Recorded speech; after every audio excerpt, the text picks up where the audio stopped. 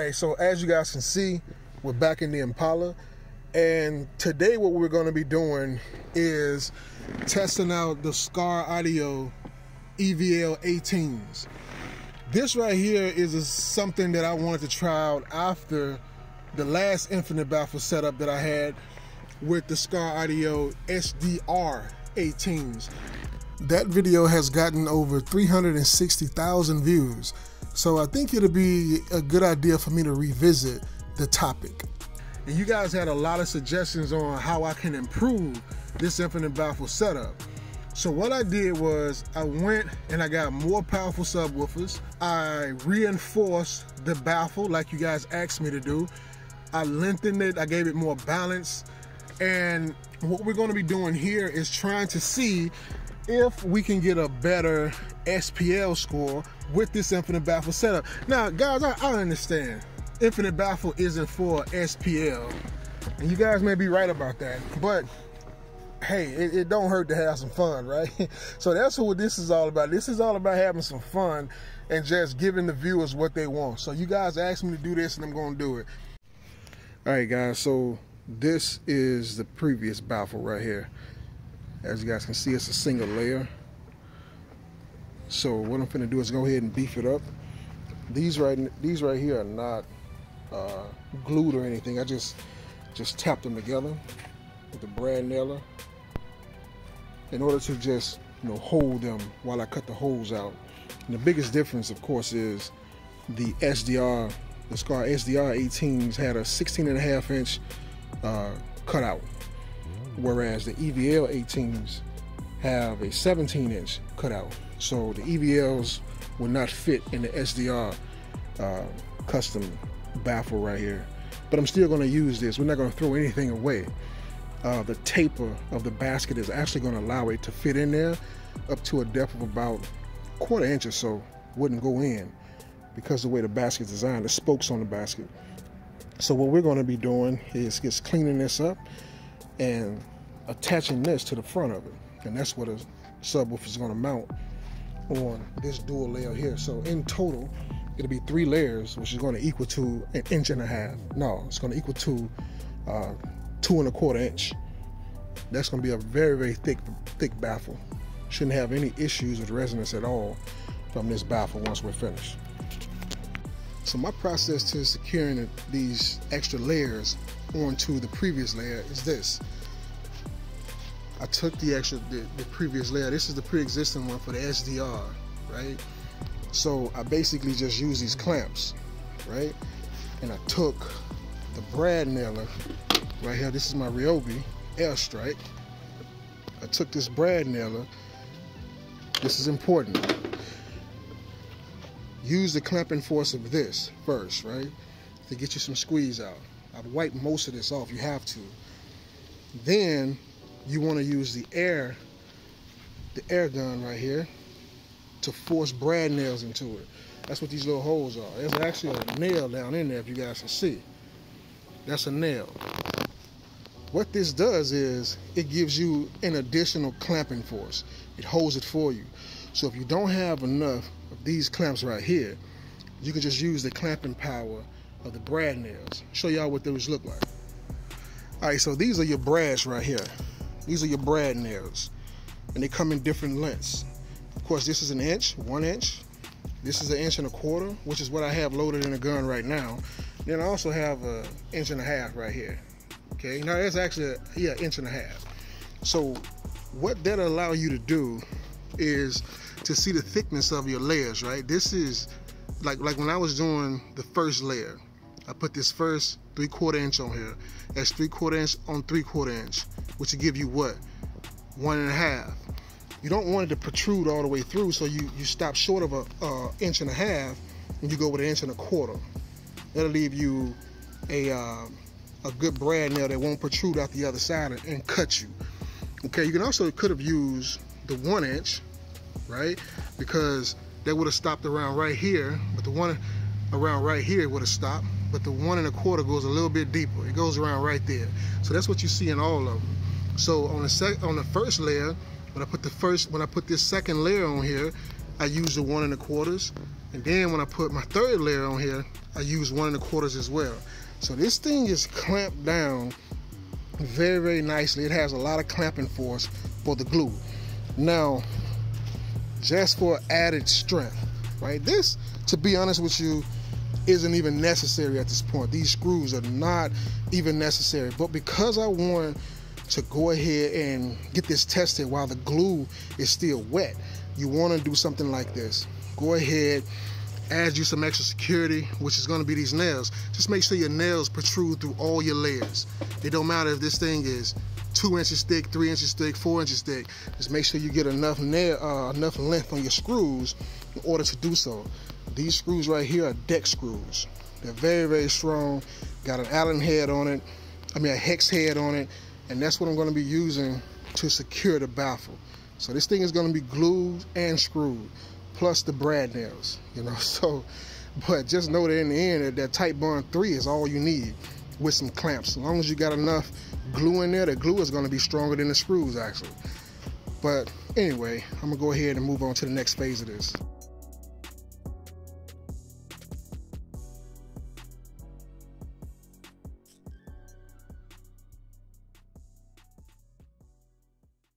All right, let's give a quick overview of some of the hardware that we're using, right? So this, in the kick down here, you have the SPL meter. This SPL meter is called the Mini Bass Meter by SPL Labs. In the rear, we have the AMM1 by SMD. They partnered with the More Engineer, and this is what they came up with.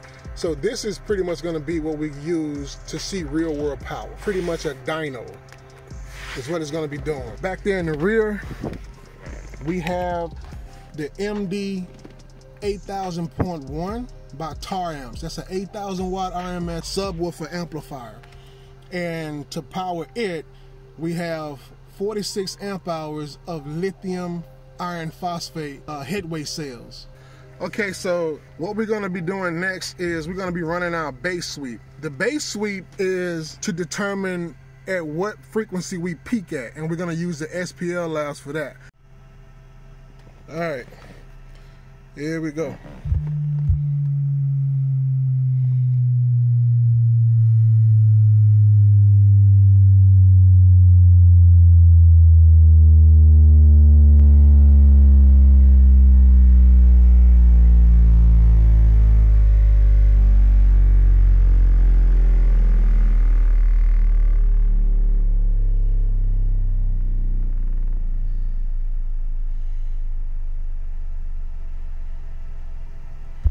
All right, that's 20 hertz.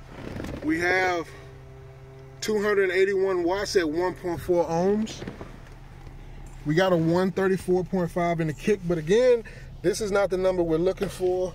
The metric that we want to see is what frequency that it peaked at, right? Wow, 30 hertz. Wow, 30 hertz. It's calling for 30 hertz. That's surprising. That surprises me, and I'm gonna tell you why. The SDRs called for like 50 hertz. They were peaking at like 50 hertz. This thing here is calling for 30 hertz. I like that actually. I like seeing 30 hertz.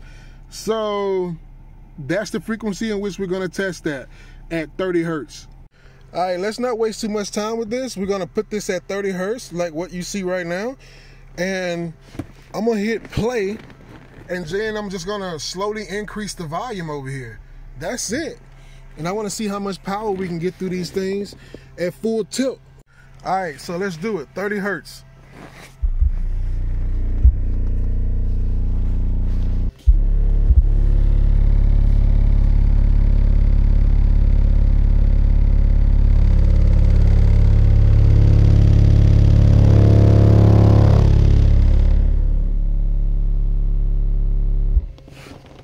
And as you guys can see, 3.2 ohms of resistance, and we got 3,313 watts. So if we go in the kick, we see we got a 142 out of that. A 142, as you guys can see. All right, so we didn't max out at all. we pretty much gave it its RMS rating. They're rated at around 1250 a piece, and that's right at 3,000 to me. We need to run that again. So that's what we're gonna do. We're gonna give it another go of this.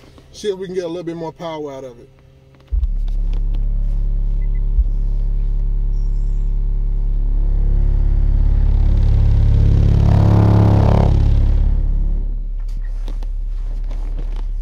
Woo! All right, so we did go up a little bit in power. That'll be 3,500 watts on the money.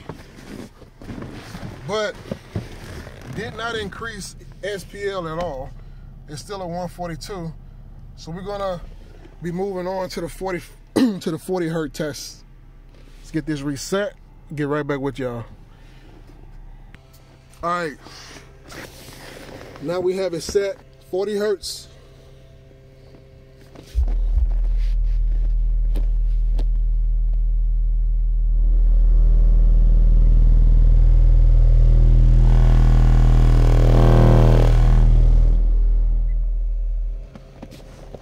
All right, stop that.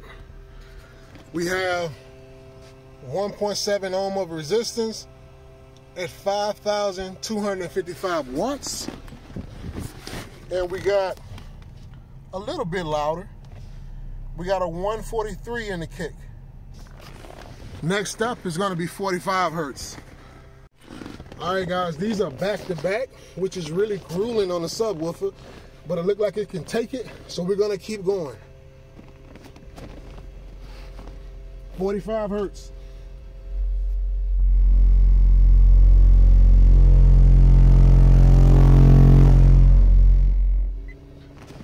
I must admit, that doesn't sound good at all.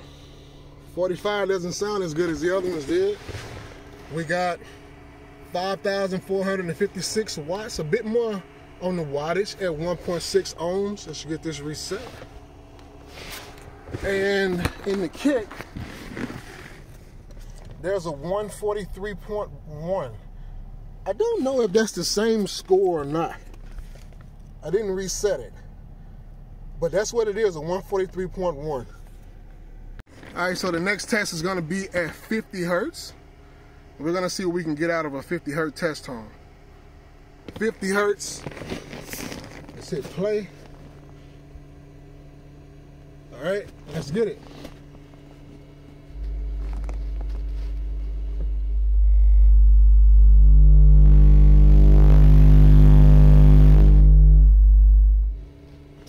All right, stop this. That's 5,556 watts at 1.6 ohms. And in the kick, we got a 143.9. A 143.9. All right. We're gonna give it another go at the 50 and see if we can get that 144 out of it. Let's do this one more time. Should get this reset. And we're gonna try it again at 50.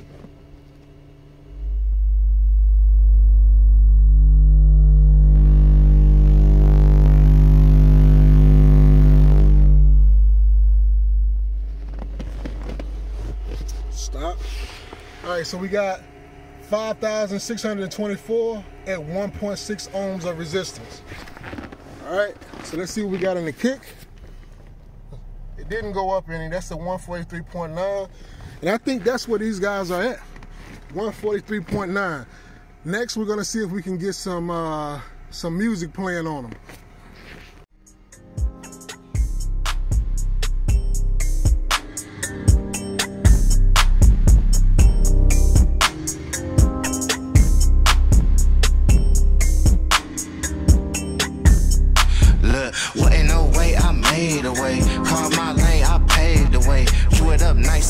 To play with a good day to get paid today. Wasn't no way, I made the way. Called my lane, I paved the way. Drew it up nice, I made the play. Ball on the fade away. Hey, hey. Ball on the fade away. Hey, ball on the fade away. Hey, ball on the fade away. Hey, hey.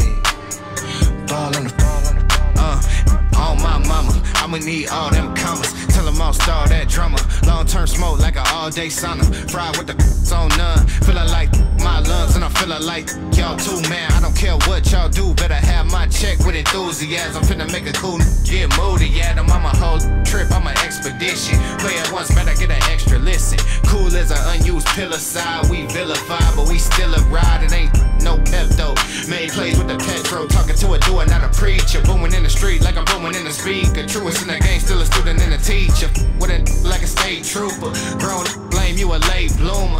Fly as a young ought to be my feature price like a law degree. I make real anthems, turn foes into phantoms, turn words to a good life. Really is what it look like. Got a shook like, hit them with the hook like, what ain't no way I made it. So let me know what you guys think about this. These are very inexpensive subwoofers. They are 18-inch subwoofers, and they just pulled basically a 144 in the kick for the SPL score. Even though this setup isn't even meant for SPL, right? Most people would do infinite baffle as an SQ solution, meaning that this is a sound quality solution. And guys, listen, this thing ain't even sealed up like it's supposed to be. It's not properly sealed because you got a gap right here coming from the trunk. You see that? That's not even sealed up. So to be honest with you guys, and just, you know, for transparency purposes, this isn't even a finished product. This is just something that you guys asked me to do, and I did it just to see where we can get with this. But if you was to get really serious about this, seal this thing off properly like it's supposed to be, this can be actually an SPL setup if you wanted it to be. I must admit to you guys that the SDRs, in my opinion, sounded better than the EVLs in this setup. They sound like they had more musical quality in this setup. Why that is, I don't exactly know. They both sound good, but on a scale of 1 to 10, and sound, as far as like sound quality, I would give the SDRs like a 9 from what I've experienced. You know, I give them like a 9 in the comparison in between the two. And I would give the EVLs, in terms of sound quality, I would give them like a 7.5 to an 8. They wouldn't get a 9 at all.